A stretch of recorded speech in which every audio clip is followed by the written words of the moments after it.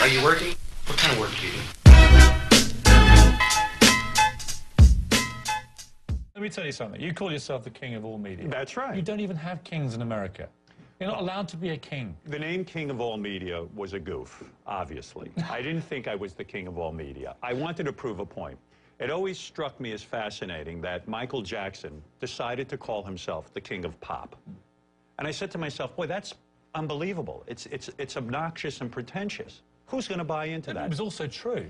Well, after a while, everywhere he was introduced, he was then called King of Pop. They didn't say he called himself King of Pop. The Rolling Stones called themselves the world's greatest rock and roll band. I happen to agree with that, but it's very pretentious to call yourself that.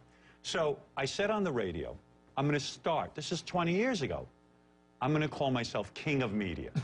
And then Jackie Martley, who worked on my Showtime, said, no, you should be King of all media. I said, okay.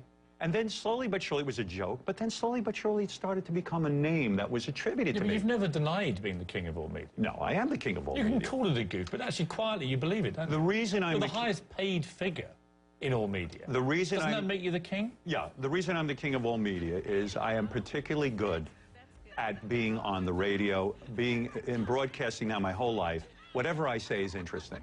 I am a fascinating human being. What's the secret? I mean, you're the master of this. What is the secret of being a long-time successful entertainer in America, do you think? I think you have to have a sense of yourself. I think you really have to understand what people want to hear. And by saying that, I think that's something, not that you're born with, but it's cultivated. I had a father and mother who would cut me off the second I went too long. If I started to talk, they'd say, you're boring. You're boring everybody. This is a horrible story. But then when I got it right, when I would do an impression of their friends and I had the whole room laughing, it's terrible pressure on me. This is the way I won love and acceptance from my parents. But it was the best training ground in the world. In a sense, I've always been doing a radio show.